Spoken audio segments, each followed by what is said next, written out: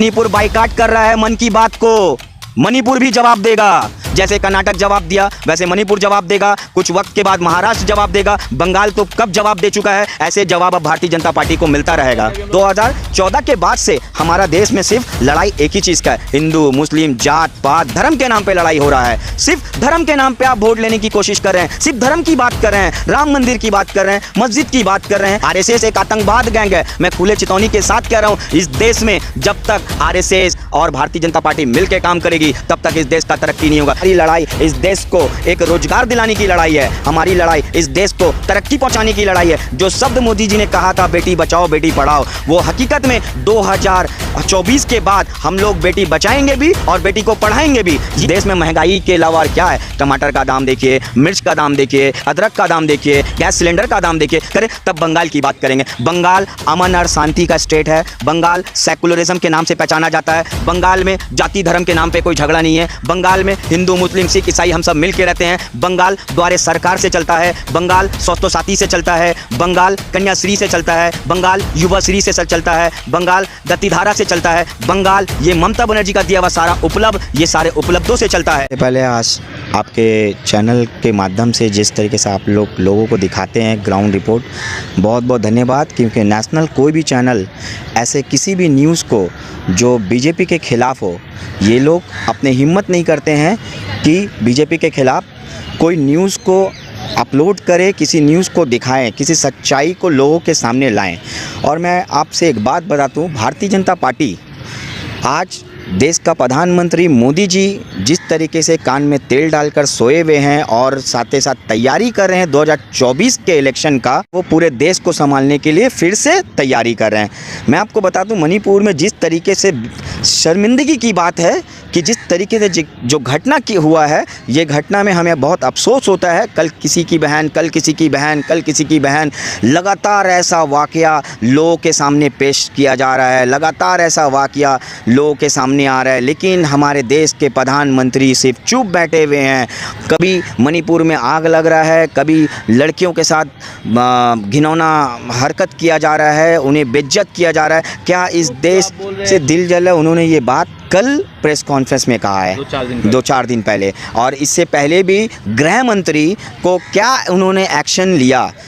गृह मंत्री को सबसे पहले एक्शन लेना चाहिए था। जब मणिपुर जल रहा था तब तो ये कर्नाटक के इलेक्शन में भी जीते, तब तो ये कर्नाटक में व्यस्त थे। और कर्नाटक जवाब दिया है, भरपूर जवाब दिया है। क्योंकि कर्नाटक में भी आपने बहुत सारा जाति धर्म के आधार पे वायलेंस करने की कोशिश की थी, जाति धर्म के आधार पे बहुत तरह का हादसा कराने का कोशिश किया था। और कर्नाटक आपको बेहद अच्छे तरीके से जवाब दिया है। आपको इस देश में अब ज़रूरत नहीं है, क्योंकि भारतीय जनता पार्टी और सबसे पहली बात मोदी जी को हमें बहुत शर्म आता है कि हमारा देश का प्राइम मिनिस्टर मोदी जी हैं और उनके बारे में गलत शब्द अलग अलग कंट्री, अलग अलग देश के लोग मैगजीन में छापकर बता देते हैं। फिर भी इन्हें शर्म नहीं आता कि हमने अपने देश की तरक्की के लिए क्या करना है, अपने देश को आगे बढ़ाने के लिए क्या करना है। जो लोग 50,000 लेकर भेस्पा स्कूटी में घूमते थे, मैं आपको बता दूं, मैं किसकी बात कर रहा हूं, आप समझ नहीं पा रहे होंगे, लेकिन मैं आपको बहुत अच्छे तरीके से समझाऊंगा। गौतम अदानी की बात कर रहा हूं। 50,000 रुपया लेके गुजरात में भेस्पा स्कूटी लेके घूमते थे। आज इस देश का 1 नंबर बिजनेसमैन है। तो देश आगे बढ़ा है, कैसे नहीं बढ़ा है? देश आगे बढ़ा है। गौतम अदानी आगे बढ़ा है, अंबानी आगे बढ़ा है, ये लोग आगे बढ़े हैं। आप मुझे बताइए, जो लोग कल बाजार में सब्जी बेचते थे, 2014 में भी वही सब्जी बेचते थे और आज भी वही सब्जी बेच रहे हैं, तो कैसे देश आगे बढ़ेगा?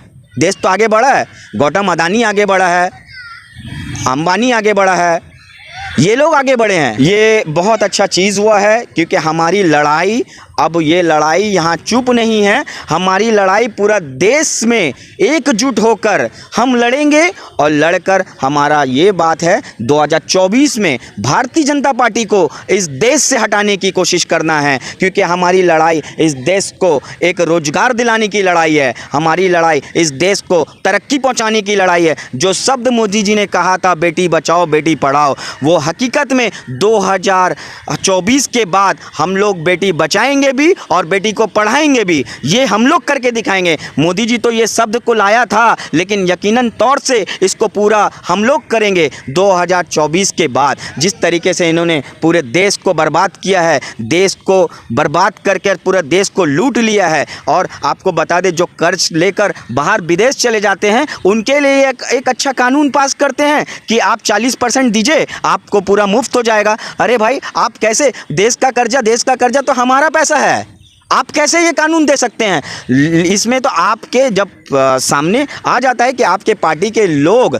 भारतीय जनता पार्टी के लोग इसमें घोटाले में मिले हुए हैं, तभी तो आप ये चीज़ का मतलब स्टेटमेंट दे रहे हैं, आप ये कानून ला रहे हैं। क्योंकि आज अगर हम 10,000 रुपया किसी बैंक से कर्ज लेते हैं ना, तो बैंक मेरे घर पे पहुंच जाता है। एक महीने अगर हम EMI नहीं देते हैं, बार बार फ़ोन करता है, और हमारा सेटलमेंट कैसा होता है, पूरा पैसा देना पड़ता है। नहीं तो सिविल बैंक कंज्यूमर कोर्ट में केस करता हमारे नाम पे, लेकिन इनके नाम पे क्यों केस नहीं होता?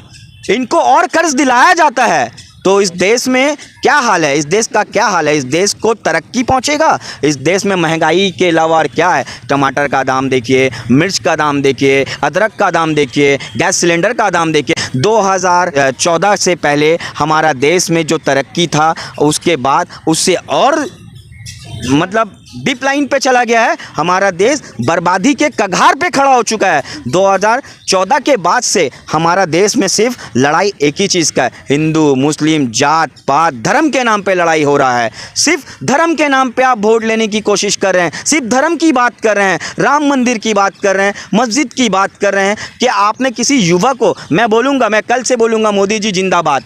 आज कोई भारतीय जनता पार्टी का एक लोग अगर बंगाल में जो लोग भारतीय जनता पार्टी करता है वो बता दे मुझे मोदी जी नौकरी दिया और मेरे घर पे आज हमको सिलेंडर गैस 500 रुपये में मिल रहा है, मैं कल बोलूँगा मोदी जी जिंदाबाद। अगर कोई आकर सीना चौड़ा करके मुझे बता दे कि गैस मुझे 500 रुपये में सिलेंडर मिलता है, भाई हम तो मुसलमान हैं, हमें जो दाम में लेना पड़ता है वही दाम पे जो भारतीय जनता पार्टी करता है उसको भी उसी दाम पे लेना पड़ता है। तो भाई किस तरह से इस देश का आपने कहा है कि महंगाई हम हिंदू राष्ट्र बनाएंगे, हिंदू को बहुत अच्छे तरीके से देंगे, सारा कुछ हिंदू के लिए करेंगे। भाई कौन बेवकूफ़ हिंदू ये बात को समझ रहा है? या अनभक्ति में तो आप कुछ भी कह सकते हैं, ये अनभक्तों का काम है जो व्हाट्सएप यूनिवर्सिटी से पढ़ के आए हैं, जिनको RSS का व्हाट्सएप यूनिवर्सिटी पढ़ाता है। ये अनभक्ति जिसका कोई अस्तित्व नहीं है, जिसका कोई पहचान नहीं है, मैं तो बोलूँगा RSS वाला एक कैंडिडेट दे दे अपने बैनर पे, RSS के बैनर पे, क्योंकि वो आतंकवाद घोषित हो चुका है, वो आतंकवाद गैंग है। RSS एक आतंकवाद गैंग है। मैं खुले चेतावनी के साथ कह रहा हूँ, इस देश में जब तक RSS और भारतीय जनता पार्टी मिलकर काम करेगी तब तक इस देश का तरक्की नहीं होगा। जो RSS कहती है वही भारतीय जनता पार्टी करते हैं। ये लोग RSS का आइडियोलॉजी में काम करते हैं, ये लोग का अपना सिद्धांत नहीं है। बहुत शर्मिंदगी की बात है जिसको पूरा भारत में विदेश कंट्री इनको आतंकवाद घोषित करता है, आप उसी के साथ मिलकर एक पॉलिटिकल बैनर में आप उसी के साथ मिलकर काम करते हैं। तो ये तो बहुत शर्मिंदगी की बात है। मोदी जी को अगर विदेश, एक मैगजीन मैंने पढ़ा था उसमें मोदी जी का पीछे पूरा आग जल रहा था और मोदी जी का चेहरा था, बहुत डरावना तरह से चेहरा था, मुंह पे ब्लैक कलर का पट्टी। डेमोक्रेसी का किल कर रहे हैं, वो डेमोक्रेसी खत्म कर रहे हैं, लोग के साथ अत्याचार कर रहे हैं, गरीबों के साथ अत्याचार कर रहे हैं, गरीबों को मारने की कोशिश कर रहे हैं, अडानी को बढ़ाने की कोशिश कर रहे हैं, अंबानी को बढ़ाने की कोशिश कर रहे हैं। ये लोग ऐसे ही करते रहेंगे। ये देश उनके बाप का जागीर नहीं है, ये देश उनका बाप का सल्तनत नहीं था, ये देश वही महात्मा गांधी का ये देश है, ये देश कभी नजरुल इस्लाम का देश है, नेता सुभाष चंद्र बोस का देश है, जवाहरलाल नेहरू का देश है, ये देश मौलाना अबुल कलाम आज़ाद का देश है, ये देश उन सब पुरखों का था। लेकिन ये सोचते मेरे बाप की जागीर है, इनके बाप दादा ने इस देश के लिए किया क्या है? ये क्या सोच के बैठे हैं कि इनके बाप दादा ने इस देश को बनाया है? इन्होंने कुछ नहीं किया है। ऐसे जुमला आप कब तक देते रहोगे? मणिपुर बाइकाट कर रहा है मन की बात को, मणिपुर भी जवाब देगा। जैसे कर्नाटक जवाब दिया वैसे मणिपुर जवाब देगा, कुछ वक्त के बाद महाराष्ट्र जवाब देगा, बंगाल तो कब जवाब दे चुका है। ऐसे जवाब अब भारतीय जनता पार्टी को मिलता रहेगा। देखिए मणिपुर तो इनसे संभाला जाता नहीं है, ठीक है। ऐसे ऐसे इनके पार्टी के बहुत सारे लोग हैं ऐसे ऐसे शब्दों का इस्तेमाल करते हैं, जिन जिन शब्दों का इस्तेमाल करते हैं उन शब्दों में वायलेंस के अलावा कुछ नहीं होगा। आपको बता दे, राजा सिंह जैसा एमएलए, अनुराग ठाकुर जैसा लोग, ये लोग के वजह से देश में दंगा होता है। सबसे पहले इनके पार्टी के लोगों को सस्पेंड करना चाहिए, उसके बाद मणिपुर को देखें और मणिपुर में राष्ट्रपति शासन लगाने की बात करें और मणिपुर को जलने से बचाने की बात करें, तब बंगाल की बात करेंगे। बंगाल अमन और शांति का स्टेट है। बंगाल सेकुलरिज्म के नाम से पहचाना जाता है। बंगाल में जाति धर्म के नाम पे कोई झगड़ा नहीं है। बंगाल में हिंदू मुस्लिम सिख ईसाई हम सब मिल के रहते हैं। बंगाल द्वारे सरकार से चलता है। बंगाल स्वास्थ्य साथी से चलता है। बंगाल कन्याश्री से चलता है। बंगाल युवाश्री से चलता है। बंगाल गतिधारा से चलता है। बंगाल ये ममता बनर्जी का दिया हुआ सारा उपलब्ध, ये सारे उपलब्धों से चलता है। बंगाल में ऐसा गवर्नमेंट जिस तरीके से शांति से ये गवर्नमेंट चलाया जा रहा है, बहुत ही उम्मीद है इसी तरीके से बहुत अच्छे तरीके से गवर्नमेंट चल रहा है और उम्मीद है कि काफ़ी अच्छा से चलेगा भी आइंदा। और ये लोग भड़काने और बलगराने की कोशिश करते हैं, ये लोग सिर्फ जलाने की कोशिश करते हैं। मैं तो बोलूँगा कर दो आप अनुराग ठाकुर को सस्पेंड, कर दो राजा सिंह को सस्पेंड, क्यों नहीं करते हो? बैठा दो, ऐसे एमएलए को बैठा दो। क्यों? जिनके वजह से देश में आग लगता है, उनसे आप जवाब नहीं मांगते। आप बिल्किस बानो का इंसाफ क्यों नहीं किए? आपने बिल्किस बानो के लिए क्या सोचा? नहीं किया आपने उन्नाव में जो बहनों के साथ में अत्याचार किया गया, उनके बारे में आपने क्या सोचा? आपने ऐसा कुछ नहीं करेंगे।